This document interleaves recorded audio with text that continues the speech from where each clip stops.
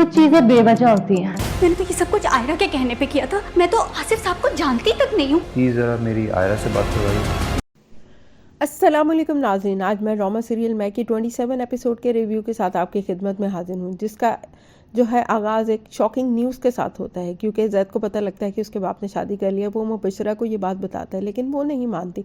वो कहती है तुम्हें कोई गलत फहमी हुई है, ऐसा हो ही नहीं सकता। लेकिन वो कहता है कि अगर बाबा ने ऐसा कुछ किया है तो मैं बहुत हैप्पी हूँ, क्योंकि वो बहुत अकेले थे और अब उन्होंने अच्छा किया है कि अपनी ज़िंदगी में किसी को शामिल करने का सोच लिया है। इधर हम देखते हैं कि जैद अपने बाप से बात करते हैं और कहते हैं कि आपने बहुत अच्छा फ़ैसला किया है, मैं आपको सपोर्ट करता हूँ। लेकिन उसका बाप मानता ही नहीं और उसको बहुत ज़्यादा डांटता है और कहता है ज़रूर तुम्हारी बीवी ने ये तुम्हें बताया होगा, ऐसा कुछ भी नहीं है और मैं ऐसा क्यों करूँगा। लेकिन वो फिर भी कहता है कि मैं आपको सपोर्ट करूँगा। उधर हम देखते हैं कि आयरा आके जानबूझ के अपने ससुर को तंग करती है और कभी कहती है कि आप रिलैक्स रहें, परेशान ना हो।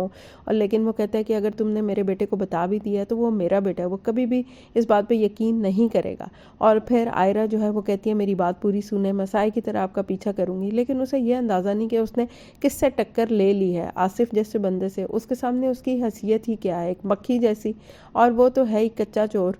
और फिर हम देखेंगे कि उसकी कही गई बात का किस तरह से ड्रॉप सीन हो जाता है।